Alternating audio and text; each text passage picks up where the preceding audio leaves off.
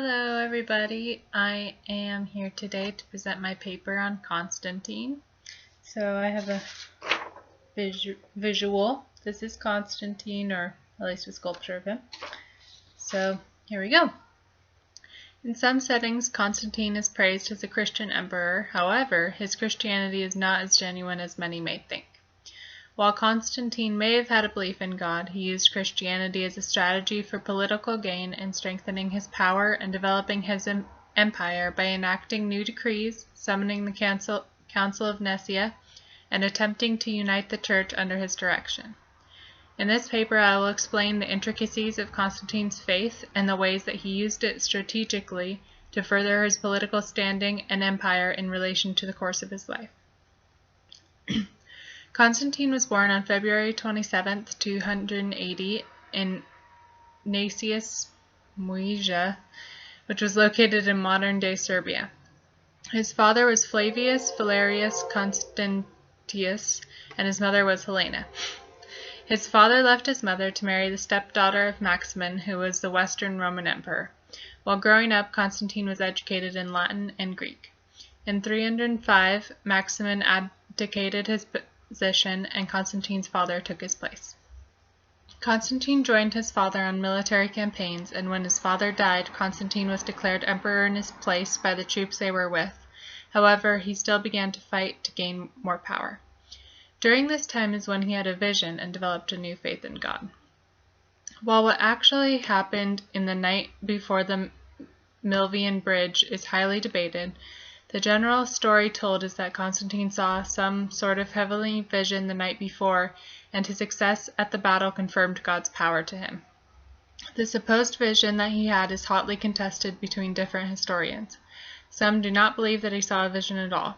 Most historians believe that he saw the sign of a symbol of a P and X, which are the first two letters of the Greek word for Christ. Here is an example of that.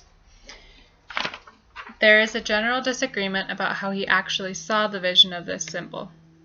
Some historians think that he saw it in the clouds before he went into battle and had the symbol inscribed on the shields and armor of his soldiers. Other historians believe that the night before the battle he had a dream, and in the dream he saw the symbol and saw that he would be the conqueror during the battle. Finally, some historians believe that the angel of Gabriel himself came and spoke to Constantine in a vision the night before the battle, showed him the symbol, and told him that he would win in the battle. The first time that Constantine used his newfound faith was in the victory at the Milvian Bridge battle. He and his army marched into Rome with their shields and armor decorated with the symbol for Jesus that Constantine had seen and fought against Maxentius's army. They were successful in the battle, and after which he was proclaimed emperor. It seemed to Constantine that because he proclaimed and supported the belief in God, he was successful in battle. He declared himself to be a Christian shortly after the victory, although he did not give up the pagan gods and continued to publicly praise both. Constantine treated gods similarly to Apollo, the sun god Sol, and any other gods that he had previously been worshipping. During the early days of Christianity, paganism was the main religion of the Roman Empire, and Christians were often persecuted for their faith. Under the rule of Diocletian in 303, he established 10 different persecutions against Christians. Officials would torture Christians in many different ways, usually to the death. They would also burn Christian books and scriptures. As a result of the persecution, Christians started worshiping in secret. They would meet in people's homes in secret and privately worship there together. Overall, tens of thousands of Christians were persecuted and suffered for their faith all over the Roman Empire. The pagans were determined to break the Christians of their will and faith, no matter what the cost. With his newfound Christianity, he and the other emperor of the Roman Empire in the east, Licinius, issued the Edict of Milan. With the breakdown of the Tetrarchy and the defeat of the others in line for the throne, by 312 there were only two people vying for the emperor title, Licinius and Constantine. Together they issued the Edict of Milan. The edict proclaimed freedom of religion in the western and eastern parts of the Roman Empire. Constantine completed the edict because he recognized the growing social and financial power of Christians within the empire. While this decree did not give Christians specific privileges, it was a turning point in Christianity. It was the start of Rome becoming Christianized and gave Christians the chance to step out of hiding and take on new social rules. This was the first Christianity-related decree that Constantine made. After eliminating everyone else from the line to becoming emperor, Constantine still had Licinius in his way. However, in 324, Constantine defeated Licinius and proclaimed himself as the sole emperor of the entire Roman Empire. After his defeat of Licinius, he founded his city, Constantinople. Even though this defeat was over 10 years after Constantine's conversion to Christianity, he hadn't made any new religious decrees or religious stances besides that first Edict of Milan. He even still upheld and followed many pagan beliefs, leading many to think that his faith was only being used as a political tool when he needed it. However, he did suspend payment to the pagan churches, and since many emperors and wealthy citizens had previously supported the pagan churches, most couldn't survive. The funds were instead given to Christian churches, and when pagan temples fell into disuse, they were often converted to lavish Christian churches. This led to many Christian churches still containing pagan images. However, Constantine wanted the look of the churches to be more luxurious and lavish. He placed a large emphasis on the look of the churches and other buildings in his empire. He had many buildings plated with gold or used mosaics on the walls. He didn't place as much of an emphasis on his actual practicing of Christianity. Meanwhile, although paganism was dwindling, within Christianity there was an unrest growing between the two different viewpoints of Alexander and Arius. The issue and debate between Alexander and Arius was over the relationship between God and Jesus. Arius believed that although Jesus was fully divine, he was subsequent to God the Father and subordinate to him. Alexander believed that Jesus had been part of the Godhead since the beginning. The controversy eventually spread to more congregations, and bishops started to choose sides against one another. When Constantine noticed the unrest that had developed between the two sides of the issue, he decided not to follow other emperors before him, and instead of suppressing Christianity, he chose to exploit the potential for unity and summoned the Council of Nicaea. In the year 325, Constantine called together 230 bishops from around the Roman Empire to settle this dispute about the relationship between God and Jesus. It was the first ecumenical council of the Church. The issue discussed was not only the relationship between God and Jesus, but also on whom Jesus was as a person and who he was in his work as a Savior.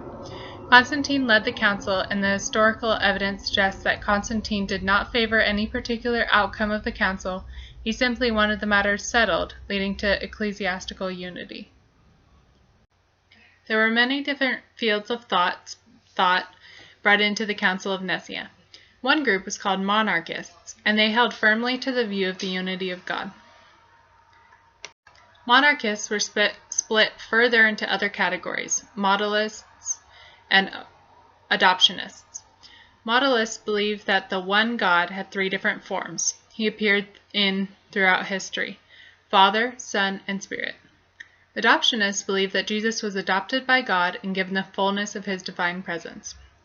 People also followed the belief of a theologian from Alexandria named Origen. He believed that Jesus was generated from the Father and that the generation was eternal. Finally, Arius believed in the unified, eternal character of God the Father and reduced the Son to subordinate status. These many different beliefs made it difficult to come to a consensus. The council did eventually come to an agreement with four key assertions. The assertions were that Christ was a true God from a true God, Christ was consubstantial with the Father, Christ was begotten, not made, and Christ became human for us humans and for our salvation. The first assertion means that Jesus was and is God in the same sense that God the Father was and is God. There can be differentiation between the two depending on the tasks that they took on or their relationship to each other. However, Jesus the Son, God the Father, and the Holy Spirit are all truly God. The second assertion developed some controversy. There was controversy around it because the technical philosophical terms are not specifically found in the Bible, and a large group of the church preferred the assertion to be that Jesus was of similar substance with the Father. In the end, the word consubstantial was chosen because it reinforced the fact, specifically, that Jesus was truly God of a true God. The third assertion means that Jesus was not formed and made as a regular human, but as regular humans are, but he was created from eternity as the Son of God. Finally, the third assertion means that Christ could not have brought salvation to his people if he was only human. Humanity couldn't become God, and salvation was of God. The majority of the council agreed with the assertions, and Constantine made sure that those who did not agree with the assertions were excommunicated and exiled from the church. Although the council was successful, it affirmed what Constantine had already been building, which was Christianity on his terms. Constantine wanted to further develop Christianity and prove that stance at the Council of Nicaea. However, he strategically planned out all of his political moves and modeled Christianity into what he saw fit for it. As aforementioned, Constantine spent a massive amount of time and money on the look of the churches. However, he also started the practice of worshiping on Sundays. In 321, he declared that Christians and non-Christians should worship on Sundays.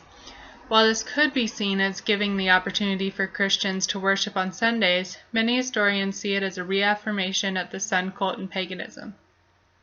He also acted to put himself in the exclusive leadership in Christianity by giving himself special roles as a bishop outside of the church. While some of his moves and choices seem to point to him not being a true Christian and just using it as a political tool, this method of leading and the decisions he made did have a great impact on Christianity. With the Edict of Milan, Christians now had the opportunity to worship in public and build or remodel their own churches. They were able to go to church and meet with other Christians without fear of sanctions, discrimination, or persecution. This also meant that they could speak about their faith with others and become more evangelical than ever before. This led to the end of paganism as the religion of the Roman Empire. Although there were many great developments in the Christian faith which started with the Edict of Milan, there were also challenges that led to the necessity of a meeting such as the Council of Nicaea. Because the Christian church was so contained before, they weren't entirely prepared for the quick transition to publicity. First, the people who were leaders of the congregation got promoted to bishops and became pillars of Roman society with great power and influence that they were not prepared for or educated enough to handle. Second, they used to preach in small private homes, and they were now conducting church in the massive dedicated buildings that Constantine had a strong hand in creating. Third, the simple forms of worship that they had created in those home settings now turned into complex ceremonies and processions to match the lavish surroundings they now found themselves in. Finally, since they continued to grow under the intense supervision of Constantine, the religious practices soon were molded even further to conform to Roman society and norms. On the other hand, the Council of Nicaea did set a very important precedent for future Christian generations. Constantine had the bishops summoned to the council to not only come up with the doctrine that they did, but to also come up with a consensus as a complete church. Although he modeled the council after the Roman councils he had seen, it did accomplish the task that it was set out to. Ultimately, the Council of Nicaea also laid the foundation for future Christians as a way to come to more church consensus and also to develop more doctrines in the future. The Council of Nicaea also made the first established and followed creed after the Apostles' Creed. The assertions that the Council of Nicaea created were reviewed further by another council called in 381. They reaffirmed the main assertions and propositions, modified them, and produced the statement that is now known as the Nicene Creed. The Nicene Creed continues to be upheld and followed in Christian churches today. Churches also continue to employ the tool of gathering of a council that was started with the Council of Nicaea in congregations today. At the end of Constantine's life, in the year 337, he was finally baptized. While there is no historian consensus as to why he waited until he was on his deathbed to get baptized, it could be seen as following a historical tradition of waiting until people were dying to baptize them. Before his death, Constantine had a mausoleum constructed that had a tomb in the center with 12 sepulchres surrounding it. The 12 sepulchres were meant to be representative of the 12 apostles. Some historians see his burial surrounded by those representatives, as Constantine placing himself in the role as a 13th apostle. However, there is no historian consensus on the symbolism of that. In the life and works of Constantine, there is hardly any consensus among historians. There is a view of his life held by a majority of historians which seems to be the most accurate and authentic source. Constantine is believed to have had a belief in God in some form during the time in his life from the Battle of the Milvian Bridge until the end of his life. Before that, he followed paganism. Some of the aspects of his rule, such as his continued support of pagan practices for the majority of his life, the lavishness of the churches, and some pagan symbols continued presence in his church and imperial buildings, show that he was not fully devoted to Christ.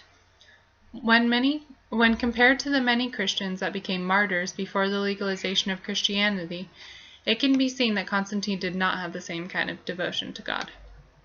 However, that is not to say that he didn't have any faith in God. He did seem to have a belief in God and practice a small amount of Christianity. The importance in the life of Constantine is not so much the amount to which he believed or sought after God, it is the difference that he made in Christianity. He helped to legalize it with the Edict of Milan, which saved many Christians from persecution and allowed them to preach and worship in public. This also led to the end of paganism in the Roman Empire and made Christianity the religion of the Roman Empire. He stopped the payments to the pagan churches and instead gave money to the Christian churches, which helped them to develop places of worship and prayer. He summoned the Council of Nicaea, which not only gave the first developed doctrine in Christianity, which is still in use today. The Council of Nicaea also gave churches the example and the tool of a council meeting to settle disputes and create doctrines. The question then is not if Constantine was a Christian or not, it is if he made a difference in Christianity no matter what his belief system was.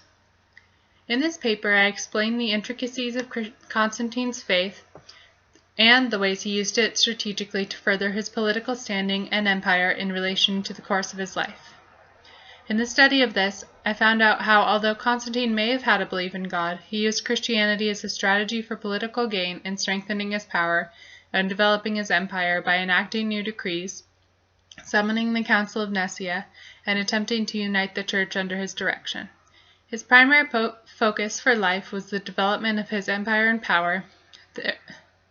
There is a strong historical consensus that supports his assertion as well. However, he did make great strides in the development and the Christianization of the Roman Empire.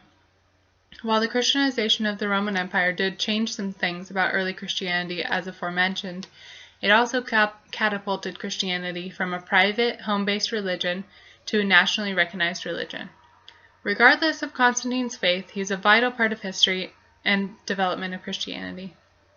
Without his leading and guidance, Christianity may not be where it is today. When I started the process of the paper, I thought that Constantine was a strong Christian leader who used his faith to lead people and make great changes in Christianity.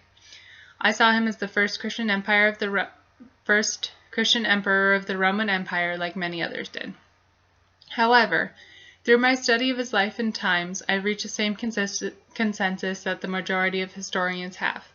The consensus is that although Constantine may have had some faith in God, it was not his faith that led him to enact the changes that he did, it was his thirst for power. However, the changes that he did make a great impact on Christianity that continues today.